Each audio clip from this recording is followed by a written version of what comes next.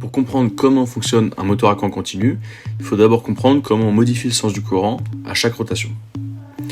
Pour faire ça, on prend un circuit électrique constitué de balais et d'un collecteur commutateur rotatif. C'est cet élément qui permettra de changer le sens du courant à chaque rotation. Une armature est accrochée à ce collecteur. C'est une armature métallique, c'est ce qui va permettre de faire passer le courant électrique à l'intérieur et à terme de créer un champ magnétique pour faire tourner cette armature. Et ce collecteur commutateur rotatif va tourner sur lui-même pour changer le sens de rotation. Si maintenant on s'intéresse plus à ce collecteur, tout d'abord le courant passe. En faisant légèrement tourner la bague, il continue de passer. Si toutefois on la fait encore tourner et qu'elle perd le contact avec les balais, alors le courant ne circule plus. Elle continue sa course et le courant circule de nouveau, mais cette fois-ci, il a changé de sens. Il entre dans l'autre côté de la bague. Et en faisant un dernier tour, on entre de nouveau dans la partie gauche de la bague, puis vers la partie droite.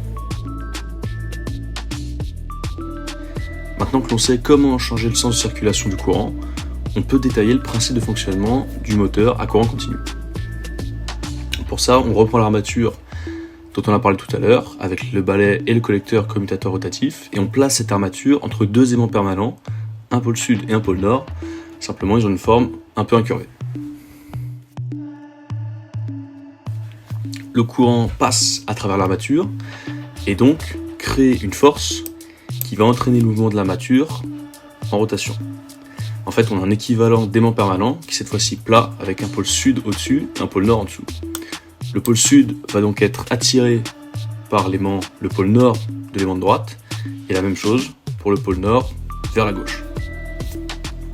Le mouvement de rotation va donc commencer, sauf que la bague, le collecteur commutateur rotatif, va à un moment perdre le contact et donc les forces ne s'appliqueront plus.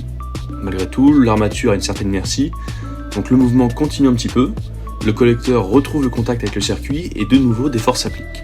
Sauf que cette fois-ci, le sens de circulation a été modifié par la rotation du collecteur et donc on retrouve un aimant inversé depuis la rotation avec le sud qui va être attiré vers l'aimant de nord et qui va permettre de finir la rotation complète de l'armature.